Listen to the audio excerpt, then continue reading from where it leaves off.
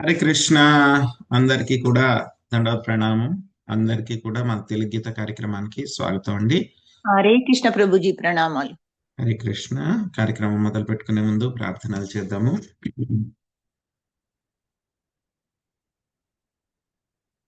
ఓం అజ్ఞానతిమిరాంధస్య జ్ఞానాంజనశలాకయా చక్షురున్మిళితం యేన తస్మై శ్రీ గురవే నమః. శ్రీచైతన్యమనోభీష్టం స్థాపితం యేన భూతలే స్వయం రూపా కదా మహ్యం దదాతి స్వపదాంతికం. వందేహం శ్రీగురో శ్రీయుతాపదకమలం శ్రీగురున్ వైష్ణవాంశ శ్రీరూపం సాగ్రజాతం సహగణా రఘునాథాన్వితం త్వాం సజీవం సాద్వైతం సావధూతం పరిజనా సహితం కృష్ణ చైతన్య దేవం శ్రీరాధా కృష్ణ పాదాన్ సహగణా లలిత శ్రీ విశాఖాన్వితాంశ. హే కృష్ణ కరుణా సింధో దీనబంధో జగత్పతే గోపేశ గోపికా కాంత రాధా కాంత నమోస్తుతే. తప్త కాంచన గౌరాంగీ రాధే వృందావనేశ్వరి వృషభానుసుతే దేవి ప్రణమామి హరిప్రియే. వాంఛాకల్పతరుభ్యశ్చ కృపా సింధుభ్య ఏవ చ పతితానాం పావనేభ్యో వైష్ణవేభ్యో నమో నమః. జయ శ్రీ కృష్ణ చైతన్య ప్రభు నిత్యానంద శ్రీ అద్వైత గదాధర శ్రీవాసాది గౌర భక్త వృంద. హరే కృష్ణ కృష్ణ కృష్ణ హరే హరే హరే రామ రామ రామ హరే హరే.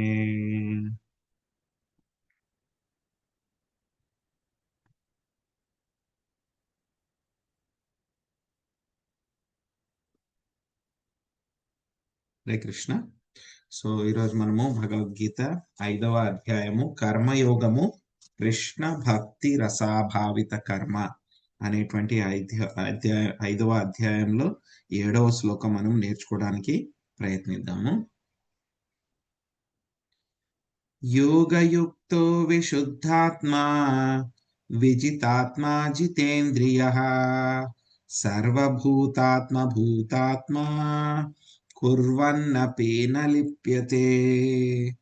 యోగయుక్తో విశుద్ధాత్మా విజితాత్మా జితేంద్రియః సర్వభూతాత్మ భూతాత్మా కుర్వన్నపి న లిప్యతే. యోగయుక్తో విశుద్ధాత్మా విజితాత్మా జితేంద్రియః సర్వభూతాత్మ భూతాత్మా కుర్వన్నపి న లిప్యతే. యోగయుక్తో అంటే కనుక యోగంలో నియుక్తుడైనటువంటి వాడు. విశుద్ధ ఆత్మ ఎవరైతే కనుక లోపల బయట కాకుండా లోపల కూడా వాళ్ళు పూర్తిగా పవిత్రీకరించబడినటువంటి వాళ్ళు అన్నమాట. విజితాత్మ అంటే కనుక వాళ్ళ యొక్క మనస్సుని వాళ్ళు నిగ్రహించినటువంటి వాళ్ళు, మనోనిగ్రహం కలిగినటువంటి వాళ్ళు. ఎప్పుడైతే కనుక మనోనిగ్రహం ఉంటుంది ఏమవుతుంది, వెంటనే ఇంద్రియాలన్నీ కూడా వాళ్ళ యొక్క ఆధీనంలో వస్తాయి. అంటే ఏమవుతుంది, జితేంద్రియ అంటే ఇంద్రియాలను జయించినటువంటి వాడు. అటువంటి వాడికి ఏమవుతుందంట, సర్వభూతాత్మ మొత్తం జీవులందరూ కూడా, మళ్ళీ భూతాత్మ భూతాత్మ అని అంటే కనుక మొత్తం అందరి మీద కూడా ఆయన దయ కలిగినటువంటి వాడు. అటువంటి వాడు కుర్వన్నపి అంటే కనుక కర్మలు చేస్తూ ఉన్నా సరే నలిప్యతే, ఆ యొక్క కర్మలలో బంధితుడు కాడు.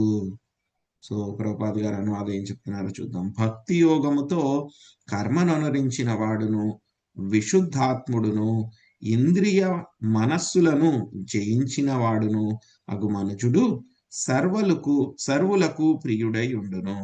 సర్వుల ఎడ అతడు ప్రియమును కలిగి ఉండును. అటివాడు సదా కర్మలను ఆచరించుచున్నను ఎన్నడును బద్ధుడు కాడు.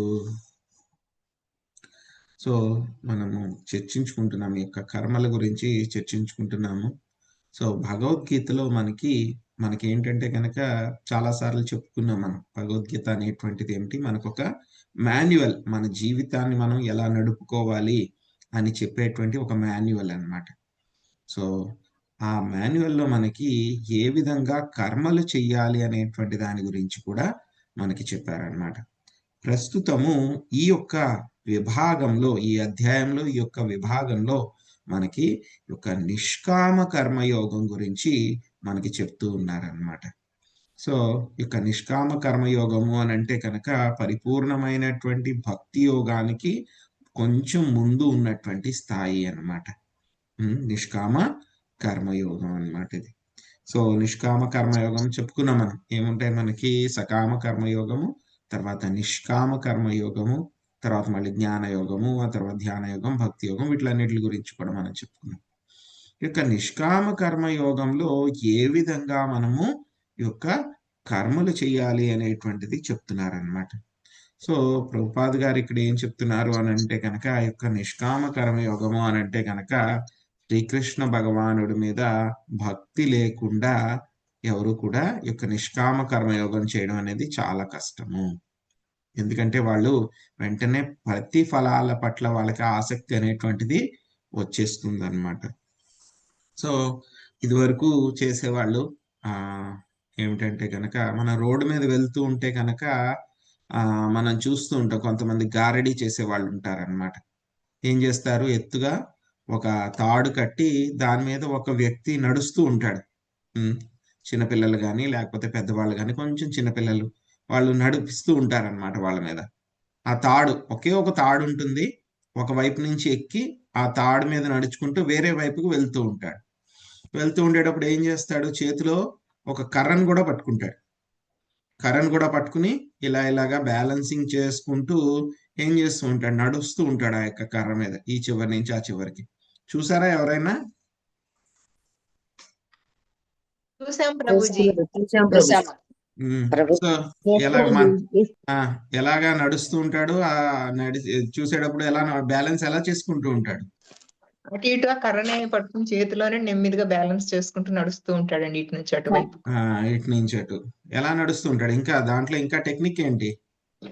నెమ్మదిగా పాదాలు నెమ్మదిగా దగ్గరగా వేసుకుంటూ వెళ్తూ ఉంటాడు. చేతిలో కర్ర మాత్రం బ్యాలెన్స్ చేసుకుంటాడండి అటు నెమ్మదిగా. కింద తాడు కట్టి ఉంటది, ఆ తాడు కాళ్ళల్లో ఇరికించుకొని దాన్ని బ్యాలెన్స్ చేసుకుంటూ వెళ్తాడు. కర్ర మీద బ్యాలెన్స్ పెట్టుకుంటాడు. ఇది వినాలనుకున్న విషయం ఏంటి? కర్ర మీద బ్యాలెన్స్ పెట్టుకుంటాడు. కర్ర పట్టుకోవాల్సిన అవసరం ఏంటి? కర్ర మీద బ్యాలెన్స్ పెట్టుకుంటూ ఉంటాడు. ఎలా బ్యాలెన్స్ చేసుకుంటూ ఉంటాడు కర్ర మీద? చేతులు ఇట్లా చేతులు తిప్పుకుంటూ బాడీని అంతా స్టేబుల్ పెట్టుకొని బలాన్నంతా కర్ర మీద ఉపయోగిస్తాడు. కర్రను సమానంగా ఉంచుతాడు ప్రభుజీ. అటు ఇటు సమానంగా ఉంచి కాలు వేళ్ళ మధ్య తాడుని గట్టిగా పెట్టుకొని ఏకాగ్రత నడుస్తాడు.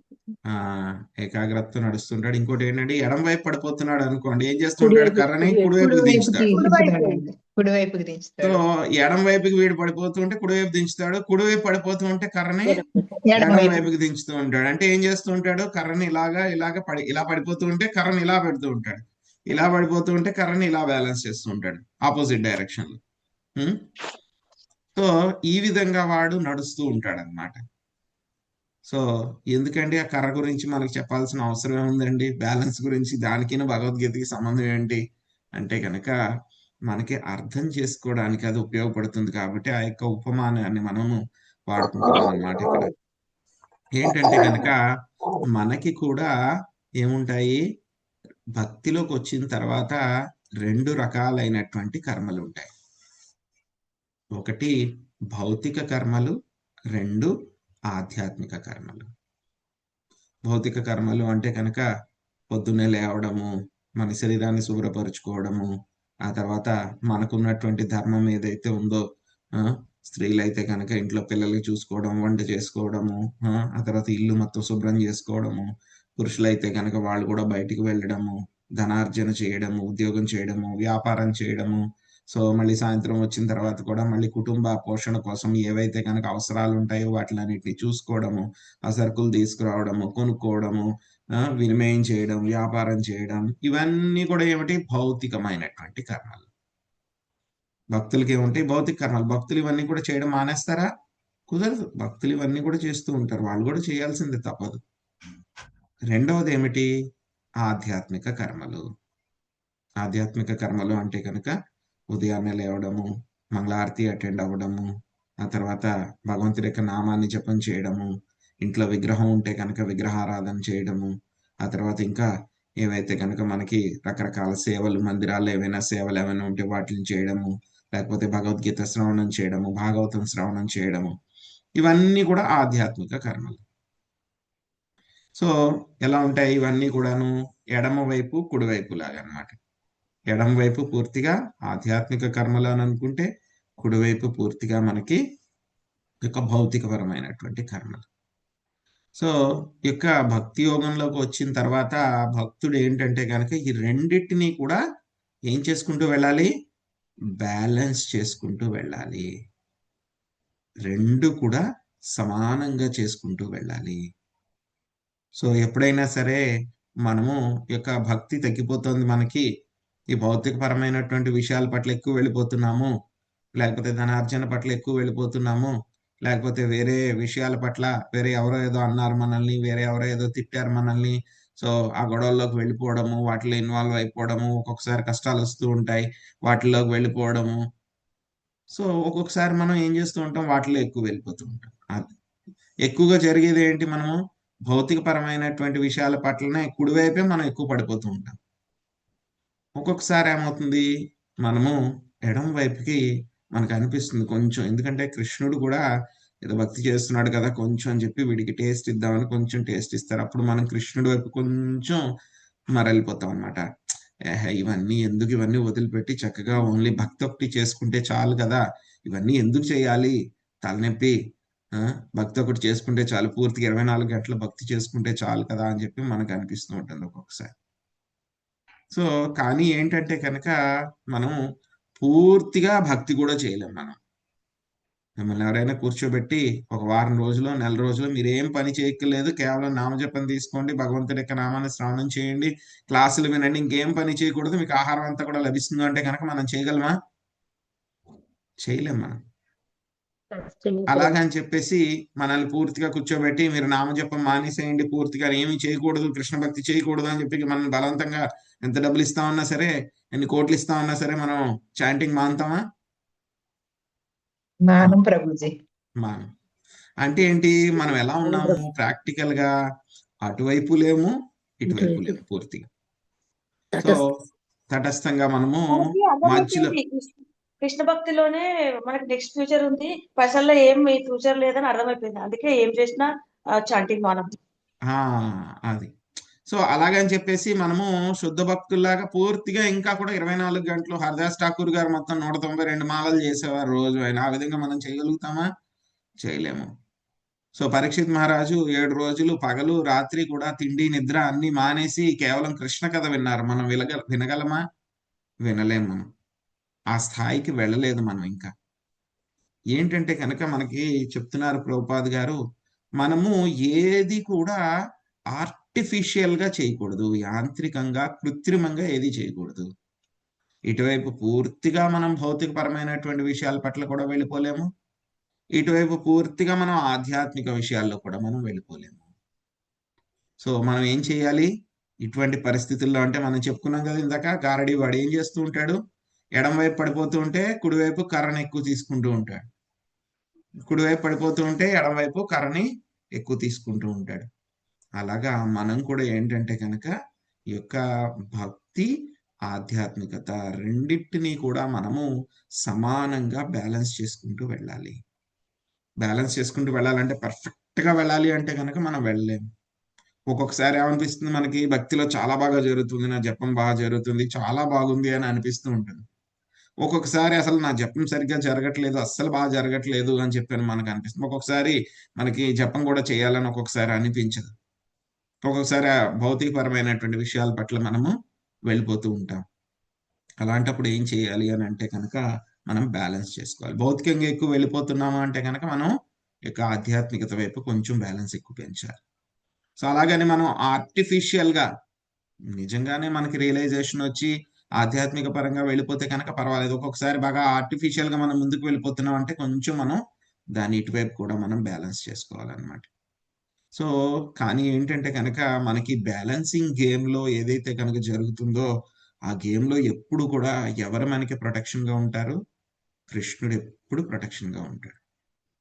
ఈ విధంగా మనము ముందుకు నడుచుకుంటూ వెళ్తూ ఉంటే ఏమవుతుందో over a period of time మనలో ఏమవుతుంది ఆ యొక్క పరిపక్వత, భక్తి పట్ల మనకి పరిపక్వత అనేటువంటిది వస్తుందన్నమాట. నిజంగా భక్తిలో ప్రోగ్రెస్ అయితే యాంత్రికంగా చేస్తే గనక అది రాదు, ఎన్ని సంవత్సరాలైనా సరే రాదు. కానీ నిజంగా మనం భక్తి యోగంలో కరెక్ట్గా నియుక్తమైతే కనుక ఏమవుతుంది, ఈ భక్తిలో పరిపక్వత అనేది వస్తుంది. అంటే చాంటింగ్ లో మనకి టేస్ట్ వస్తుంది, భక్తులు అంటే కనుక రుచి వస్తుంది. అలాగని చెప్పేసి మనం యొక్క భౌతికపరమైనటువంటి విషయాలన్నీ కూడా వదిలిపెట్టేయకూడదు. రెండింటినీ కూడా మనము బ్యాలెన్స్ చేసుకుంటూ వెళ్తూ ఉండాలి. ఇంకా ఏం చేయాలి మనం? ఈ భక్తిలో మనం అవే విషయాలు చేస్తూ ఉన్నా సరే భక్తిలో మనం ఏం చేసుకోవాలి? క్వాలిటీ పెంచుకోవడానికి ప్రయత్నించాలి. రోజు 16 మాలలే చేస్తూ ఉన్నాం మనం, కానీ ఏమవుతుంది? నా క్వాలిటీ పెరిగిందా లేదా? నా యొక్క జపం యొక్క క్వాలిటీ పెరిగిందా లేదా? క్వాలిటీ పెంచుకుంటూ మనం ఏం చేయాలి? భౌతిక కర్మలు ఆధ్యాత్మిక కర్మలు రెండు చేసుకుంటూ వెళ్ళాలి. కానీ ఆధ్యాత్మికంగా మనం ఏం చేయాలి? యొక్క క్వాలిటీ అనేది పెంచుకుంటూ, ఓకే క్వాంటిటీ పెంచుకోవచ్చు, బట్ క్వాలిటీ కూడా చాలా చాలా ముఖ్యం అన్నమాట. సో ఎప్పుడు చేయగలుగుతాం మనం దీన్నే ఏం చెప్పారు అని అంటే కనుక ఒక రకంగా నిష్కామ కర్మయోగము. దీన్ని ఏం చెప్పారు? నిష్కామ కర్మయోగం. భౌతికపరమైనటువంటి కర్మలన్నీ కూడా మనం చేస్తూ ఉంటాం. ఏమేం చేయాలో అవన్నీ కూడా చేయాల్సినవన్నీ కూడా మనం చేస్తూ ఉంటాం. కానీ ఏమవుతుంది? మెల్లమెల్లగా అటువంటి భౌతికపరమైనటువంటి విషయాల పట్ల మనకు ఆసక్తి తగ్గిపోతూ ఉండాలి. అంటే అక్కడ భౌతిక పరంగా మనకి క్వాలిటీ ఏమవుతూ ఉండాలి? తగ్గిపోతూ ఉండాలి. ఆధ్యాత్మిక పరంగా ఏమవుతూ ఉండాలి? మన యొక్క క్వాలిటీ పెరిగిపోతూ ఉండాలి. కానీ పనులు మాత్రం క్వాంటిటీ, పనులు మాత్రం మనకి జరుగుతూ ఉండాలి. ఆ పనులు జరుగుతూ ఉండాలి, ఈ పనులు కూడా జరుగుతూ ఉండాలి. భౌతిక పరమైనటువంటి విషయాల పట్ల ఆసక్తి, దాని పట్ల క్వాలిటీ, ఇంట్రెస్ట్ అవన్నీ కూడా తగ్గిపోతూ ఉండాలి. ఆధ్యాత్మిక విషయాల పట్ల క్వాలిటీ, నాణ్యత, జపము, భక్తి ఇవన్నీ కూడా క్వాంటిటీ కాదు క్వాలిటీ పెరుగుతూ ఉండాలి. సో ఇదే ఏంటి మనకి అంటే కనుక మనకి చెప్పేది ఈ ఉపమానం ద్వారా మనం నిష్కామ కర్మయోగము అంటే భౌతికపరమైనటువంటి విషయాల పట్ల మనం కర్మలన్నీ కూడా మనం చేస్తూ ఉంటాం. కానీ ఏంటి, మనకు వాటి పట్ల ఆసక్తి అనేది మెల్లమెల్లగా తగ్గించేసుకుంటూ ఉంటాం. సో అదే విషయాన్ని మనకి ఈ శ్లోకంలో చెప్తున్నారు. ఏం చెప్తున్నారు? ఎవరైతే కనుక భక్తి యోగంలో యొక్క కర్మలు చేస్తూ ఉంటారో వాళ్ళకి ఏమవుతుంది? మనం చెప్పుకున్నాం కదా, క్వాలిటీ గురించి చెప్పుకున్నాం కదా. మన క్వాలిటీ అంటే ఏమిటి? వాళ్ళ యొక్క మనస్సు ఏమవుతుంది? పవిత్రమవుతూ ఉంటుంది, పవిత్రీకరించబడుతూ ఉంటుంది. మెల్లగా వాళ్ళ యొక్క ఇంద్రియాలు, మనస్సు ఏవైతే ఉన్నాయో అవన్నీ కూడా ప్యూరిఫై అయిపోతూ ఉంటాయి. ఇక భక్తి యోగంలో మనం చెప్పుకున్నాం కదా, ముందుకు వెళ్తూ ఉంటే అదే విధంగా వాక్ చేసుకుంటూ ముందుకు వెళ్తూ ఉంటే కనుక, బ్యాలెన్సింగ్ చేసుకుంటూ వాక్ చేసుకుంటూ ముందుకు వెళ్తూ ఉంటే కనుక ఏమవుతుంది? మెల్లగా మన యొక్క ఇంద్రియాల మీద, మనస్సు మీద మనకి నియంత్రణ అనేటువంటిది వస్తుంది. ఇంద్రియాల మీద, మనస్సు మీద కూడా మనకి నియంత్రణ అనేటువంటిది వస్తుంది. దీంట్లో మనం చెయ్యాలి అంటే కనుక మిగతా వాళ్ళు యోగులు, కర్మయోగులు, జ్ఞానయోగులు వాళ్ళు కూడా ఈ విషయం చేయడానికి ప్రయత్నిస్తూ ఉంటారు. బ్యాలెన్సింగ్ యాక్ట్ చేయడానికి వాళ్ళు కూడా ప్రయత్నిస్తూ ఉంటారు. కానీ వాళ్ళకి లేనిది భక్తి యోగుల దగ్గర ఉన్నది ఏంటంటే కనుక కృష్ణుడి యొక్క రక్షణ. కృష్ణుడు ఏం చేస్తూ ఉంటారు? ఒక్కొక్కసారి ఇలా టైట్ రోప్ వాక్ చేస్తున్నప్పుడు మనం పడిపోవచ్చు, ఎడమవైపు కానీ కుడివైపుకి కానీ. కానీ ఎప్పుడు మనల్ని కృష్ణుడు రక్షిస్తూ ఉంటారు, మళ్ళీ మనల్ని అదే దారిలో ముందుకు నడిపిస్తూ ఉంటారు. మనకి చెప్పారు, మనకి భగవద్గీతలో కూడా చెప్పారు కదా, మనకి ఎవరైనా సరే ఒక భక్తుడు యొక్క భక్తి మార్గంలో పడిపోయినా సరే వాళ్ళని భక్తుల కిందే మనం పరిగణించాలి. యాక్సిడెంటల్ గా పడిపోతే కనుక వాళ్ళని మనం భక్తుల కిందే పరిగణించాలి. వాళ్ళు ఏం చేస్తూ ఉంటారు? యొక్క భక్తి యోగం యొక్క శక్తి వలన మళ్ళీ ఏం చేస్తూ ఉంటాడు వాడు? ఆ తాడు మీద ఎక్కి మళ్ళీ చక్కగా బ్యాలెన్స్ చేసుకుంటూ ముందుకు వెళ్తూ ఉంటాడు.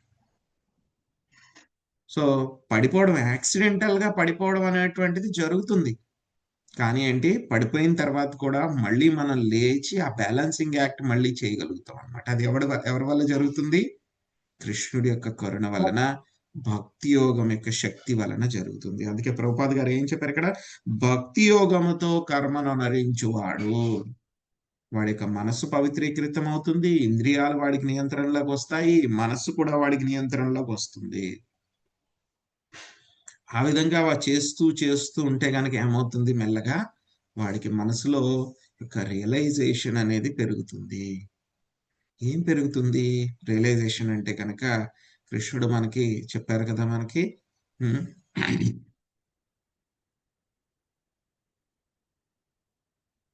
తేషాం సతతయుక్తానాం భజతాం ప్రీతిపూర్వకం దదామి బుద్ధియోగం తం ఏన మాముపయాంతి తే. ఎవరైతే కనుక ఈ విధంగా నాకు భక్తి చేస్తూ ఉంటారో, సో ఏం చెప్తూ ఉన్నారు ఆయన? నా దగ్గరికి ఎలాగ రావాలి, ఆ బుద్ధి, ఇంటెలిజెన్స్ అనేది నేను వాళ్ళకి ఇస్తాను. ఆ విధంగా వాళ్ళు నన్ను చేరుకుంటారు అని చెప్తున్నారు. అలాగే యొక్క భక్తి చేస్తూ ఉంటే కనుక ఏమవుతుంది? మనకి రియలైజేషన్ పెరుగుతుంది, క్వాలిటీ పెరుగుతుంది. క్వాలిటీ పెరిగితే కనుక ఏమవుతుంది? మనకి మెల్లగా అర్థం అవుతుంది అనమాట. ఏం అర్థం అవుతుంది? మొత్తం జీవులందరూ కూడా శ్రీకృష్ణ భగవానుడి యొక్క అంశలే. అందరూ కూడా, జీవాత్మలందరూ కూడా శ్రీకృష్ణ భగవానుడి యొక్క అంశలే. ఇంకా మనం రియలైజేషన్ ఇంకా పెరిగితే ఏమవుతుంది? అందరూ కూడా ఏమవుతుంది? Part and parcel of Krishna. కృష్ణుడి యొక్క అంశలు. ప్రతి ఒక్కళ్ళు కూడా కృష్ణుడికి సేవ చేయాల్సినటువంటి వాళ్ళు. కొంతమంది ఏంటంటే కనుక సేవ చేస్తూ ఉన్నారు, మంచిగా ఉన్నవాళ్ళు అంటే కనుక దేవతలు, భక్తులు సేవ చేస్తూ ఉన్నారు. కొంతమంది కరప్ట్ అయిన వాళ్ళు, వైరస్ వచ్చిన వాళ్ళు ఏం చేస్తూ ఉన్నారు? కృష్ణుడికి ఆపోజిట్ గా ఉన్నారు. కొంతమంది ఇంకా కరప్ట్ అయినటువంటి వాళ్ళు రకరకాల జంతు జీవాల్లో వాటిలన్నిటిలో కష్టాలన్నీ కూడా అనుభవిస్తూ ఉన్నారు. కానీ బేసిక్ గా అందరూ కూడా ఎవరు? శ్రీకృష్ణ భగవానుడి యొక్క అంశలు. మమై వాంశో జీవలోకే జీవభూత సనాతన మనస్సాష్టానింద్రియాని ప్రకృతిస్థాని కర్షతి. సో వీళ్ళందరూ కూడా ఏమిటి? అందరూ కూడా నా యొక్క అంశలే. కానీ ఏంటి? వాళ్ళు యొక్క ప్రకృతితోటి కుస్తీ పడుతూ మనస్సు, మిగతా 5 ఇంద్రియాలతోటి ఏం చేస్తున్నారు? వాళ్ళు రకరకాల బాధలు పడుతూ ఉన్నారు. చెప్తున్నాం కదా, బ్యాలెన్సింగ్ యాక్ట్ మనం చేస్తున్నప్పుడు ఒక్కొక్కసారి కుడివైపు మనకి ఏ ఒకటి ప్రలోభాలు వస్తూ ఉంటాయి. అవో ఇవో ధనమో ఏదో ఒకటి మనకి ప్రలోభాలు వస్తూ ఉంటాయి. ప్రలోభాలు వచ్చినప్పుడు అటువైపు ఎక్కువ కాన్సన్ట్రేషన్ చేసేవాని కానీ ఏమవుతుంది? చేతిలో కర్ర బ్యాలెన్స్ తప్పిపోతుంది, పడిపోతుంది. ఆ బ్యాలెన్స్ చేసేవాడు ఏంటి? అటువైపు ఇటువైపు ఎవరు చప్పట్లు కొడుతున్నారు, ఎవరు నా దగ్గరికి వచ్చారు, ఎవరు చూస్తున్నారు, బయట కారు వెళ్తుందా అని వాడు చూస్తూ ఉంటాడు. వాడు ఎప్పుడు చూడు. వాడి దృష్టి అంతా ఎలా ఉంటుంది? బ్యాలెన్సింగ్ మీదే ఉంటుంది వాడి దృష్టి అంతా కూడా. సో కుడివైపు పడిపోతూ ఉంటే ఎడమవైపు కర్ర పెంచుతాడు, ఎడమవైపు పడిపోతూ ఉంటే కుడివైపు కర్ర పెంచుతూ ఉంటాడు. సో అలాగే మనం కూడా ఏంటంటే ఈ యొక్క బ్యాలెన్సింగ్ యాక్ట్ లో మనం మాస్టర్స్ అయిపోవాలి. బ్యాలెన్సింగ్ యాక్ట్ ఒక్కొక్కసారి ఆర్టిఫిషియల్ గా కృష్ణుడి దగ్గర ఎక్కువ వెళ్ళిపోతున్నాం, మనకి చేయడానికి ఇవ్వట్లేదు, మన వల్ల అవ్వట్లేదు అంటే కనుక కొంచెం మనం బ్యాలెన్స్ చేసుకోవాలి ఇటువైపు. ఎందుకు మనం బ్యాలెన్స్ చేసుకోవాలి? ఇటువైపు ఎక్కువ వెళ్ళిపోతున్నా సరే మనం ఎందుకు బ్యాలెన్స్ చేసుకోవాలండి? తగ్గించాల్సిన అవసరం ఉందండి, మంచిదే కదా అంటే కనుక మనం ఎక్కువగా ఇటువైపు వచ్చేస్తే ఏమవుతుంది? భౌతిక పరంగా మనల్ని ఎవరో ఒకళ్ళు మళ్ళీ లాగేస్తారు. భౌతిక పరంగా మనల్ని చేసుకునేవారు, మళ్ళీ ఆపేస్తారు, మనకి ఏదో ఒక ఇబ్బందులు కలిగిస్తారు. అందుకని ఏం చేయాలి? మనము ఫిజికల్ గా బయట యొక్క బ్యాలెన్సింగ్ యాక్ట్ అనేది చేస్తూ ఉండాలి. చేస్తూ ఉండి క్వాలిటీ అనేది పెంచుకుంటూ ఉండాలి మనము. ఈ విధంగా చేస్తూ ఉంటే కనుక మొత్తం జీవులందరూ చెప్పుకున్నా కదా మనం, అందరూ కూడా భగవంతుడి యొక్క అంశలే అని చెప్పి మనకి మెల్లగా రియలైజ్ అవుతుంది. ఏదో మనం ఆర్టిఫిషియల్ గా తెచ్చుకోకూడదు. రియలైజ్ అయితే కనుక ఏమవుతుంది? నేను శ్రీకృష్ణ భగవానుడి యొక్క సేవకుడిని, సో కాబట్టి వీళ్ళందరికీ కూడా నేను సేవకుడిని, వీళ్ళకి సేవ చేయాలి అనేటువంటి భావన కలుగుతుంది. సో అప్పుడు ఏమవుతుంది? మనకి చెప్తారు కదా, యథాతరోరపి మూల. ఏ విధంగా అయితే కనుక మనము చెట్టు యొక్క వృక్షం యొక్క కాండానికి, వేళ్ళకి మనం నీళ్లు పోస్తే కనుక ఏమవుతుంది? మొత్తము చెట్టుని అంతటికీ కూడా మనం ఏ విధంగా అయితే కనుక పోషించిన వాళ్ళు అవుతాము. అదే విధంగా మనము శ్రీకృష్ణ భగవానుడి యొక్క భక్తి చేస్తూ ఉంటే కనుక మనకు అర్థం అవుతుంది, మొత్తం జీవులందరూ కూడా భగవంతుడి యొక్క అంశలే కాబట్టి వాళ్ళందరికీ కూడా నేను సేవకుణ్ణి అనే భావన అర్థమవుతుంది కాబట్టి అప్పుడు ఏమవుతుంది, మనం అందరికీ కూడా మంచి చేయాలి అని అనుకుంటాం. ప్రతి ఒక్కరికి కూడా ఆ విధంగా మనం మంచి చేయాలి అని అనుకుంటే కనుక ఏమవుతుంది, ఆపోజిట్ గా వాళ్ళందరూ కూడా మనకి కూడా వెల్ విషర్లు అవుతారు, మనకందరికీ కూడా ఇష్టమైన వాళ్ళందరూ మనకి ఇష్టం అవుతారు, మనల్ని కూడా వాళ్ళందరూ కూడా ఇష్టపడతారు. సో ఈ విధంగా ఎవరైతే కనుక యొక్క కర్మలు అవన్నీ కూడా చేస్తూ ఉంటారు, యొక్క నిష్కామ కర్మయోగంలో ఈ బ్యాలెన్సింగ్ యాక్ట్ చేసుకుంటూ ఎవరైతే కనుక చేస్తూ ఉంటారో, సో చూస్తూ ఉంటాం మనం, ఎవరైతే కనుక మనకి భాగవతంలో రకరకాల ఉదాహరణలు వస్తాయి. ప్రహ్లాద్ మహారాజ్ వస్తారు, పరీక్షిత్ మహారాజ్ వస్తారు, ఆ తర్వాత యుధిష్ఠిర్ మహారాజ్ వస్తారు, మనం చూస్తే అంబరీష్ మహారాజ్ వస్తారు. వీళ్ళందరూ కూడా గొప్ప గొప్ప రాజేషులు, వాళ్ళందరూ కూడా రాజ్యం చేశారు, మనకంటే కూడా చాలా ఎక్కువ బాధ్యతలన్నీ కూడా నిర్వర్తించారు వాళ్ళందరూ కూడా. కానీ ఏమైంది, వాళ్ళు బ్యాలెన్సింగ్ చేసుకుంటూ ఉన్నారు, మెచ్యూర్ అవుతూ ఉన్నారు, అవుతూ ముందుకెళ్తూ ఒక రోజు ఏదో ఒక పని చేసి కృష్ణుడు అని లాగేస్తారు. ఎలా అయితే పరీక్షిత్ మహారాజ్కి ఏం చేశారు, ఆయన శాపం ఇప్పించారు శృంగి ద్వారా. శాపం ఇప్పించిన తర్వాత ఏమైపోయింది, ఆయన వెంటనే ఓకే కృష్ణ అని పిలిచేశారని చెప్పి అన్ని వదిలిపెట్టి ఆయన వచ్చేసారు. సో అలాగా మనం కూడా ఏం చేయాలి, బ్యాలెన్సింగ్ యాక్ట్ చేసుకుంటూ భక్తిలో మనం క్వాలిటీ పెంచుకుంటూ వెళ్తే కనుక కృష్ణుడి ఇష్టము ఎప్పుడు మనల్ని ఏం చేయాలి. సో మెల్లమెల్లగా మనం ఏమవుతాం, కృష్ణుడి వైపు వెళ్తూ ఉంటాం. మనం బయట చూసే వాళ్ళకి ఏమవుతుంది, వీడు బ్యాలెన్సింగ్ చేసుకుంటున్నాడు అని అనిపిస్తూ ఉంటుంది, కానీ లోపల ఏమవుతుంది, వీడికి భౌతికపరమైనటువంటి విషయాల పట్ల క్వాలిటీ తగ్గిపోతుంది, ఇష్టం తగ్గిపోతుంది, కానీ ఆధ్యాత్మిక విషయాల పట్ల వీడి క్వాలిటీ పెరిగిపోతుంది. కానీ బ్యాలెన్సింగ్ మాత్రం జరుగుతుంది, బయట మాత్రం బ్యాలెన్సింగ్ జరుగుతుంది, కానీ లోపల మాత్రం వీడి ఇటువైపు బాగా భక్తి వైపు అడ్వాన్స్ అయిపోతున్నాడు. ఇది మనం ఎవరికి చెప్పుకోవాల్సింది కాదు, అడ్వర్టైజ్ చేసుకోవాల్సింది కాదు, మనం ఇంటర్నలైజ్ చేసుకోవాల్సిన విషయం అన్నమాట. సో ఇదండి మనం ఈరోజు నేర్చుకున్న విషయం. హరే కృష్ణ. హరే కృష్ణ ప్రభుజీ. భౌతికంగా లాగేస్తారు మనల్ని ఎవరో ఒకళ్ళు అన్నారు కదా, దానికి నాకు కొంచెం వివరణ చెప్పగలుగుతారు?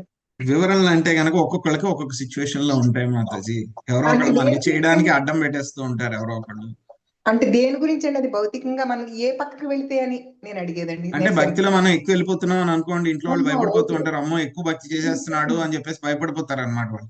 ఓకే, భయపడిపోయి మనల్ని చేయనివ్వకుండా ఇండైరెక్ట్ గానో మనకి అడ్డం వేస్తూ ఉంటారు అనమాట. ఓకే, అర్థమైంది ప్రభుజీ. హరే కృష్ణ, ధన్యవాదాలు. హరే కృష్ణ.